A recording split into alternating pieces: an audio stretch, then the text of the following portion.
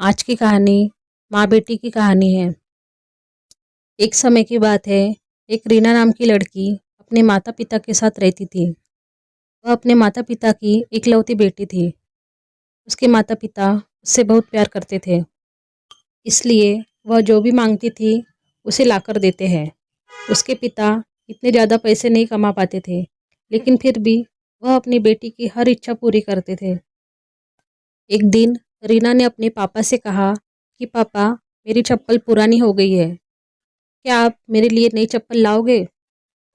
पिता ने अगले दिन नई चप्पल लाने का वादा किया। पिता अगले दिन नई चप्पल लेकर आए। रीना नई चप्पल देख बहुत खुश हुई और चप्पल पहनकर पूरे दिन मोहल्ले में उछल कूद करती रही। शाम को वह घर आई और चप्पल उतारकर सो गई।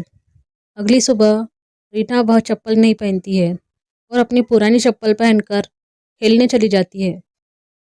मम्मी से कहकर जाती है कि मम्मी, मुझे ये चप्पल पसंद नहीं है, मैं अपनी पुरानी चप्पल ही पहनूंगी। उसकी ये बात उसके पापा सुन लेते हैं। इतने में रीना बाहर खेलने भाग जाती है। रीना के पिता उसके पीछे गए और उसे अपने पास बुलाकर कहा कि बेटा, अगर तुम्हें नई चप्पल नहीं पहननी थी तो तुमने क्यों मंगवाई और तुमने उसे कल पूरे दिन पहन कर रखा। अब हम इसे वापस दुकानदार को भी नहीं दे सकते हैं। रीना कहती है कि पापा, मैंने यह चप्पल मम्मी के लिए मंगाई थी क्योंकि उनकी चप्पल टूट सी गई है और वह खर्चे के डर से कभी अपने लिए नई चप्पल नहीं मांगती है। इसलिए मैंने वह चप्पल कल पूरे दिन पहनकर रखी ताकि मम्मी उसे वापस करने का न बोल सके। अपनी बेटी की ये बात सुनकर पापा बहुत गर्व महसूस करते हैं और दरवाजे पर खड़ी मम्मी भी बेटी की बात सुन रही थी। वह भी मन ही मन बहुत खुश हुई कि इतनी सी बच्ची में इतनी समझ है।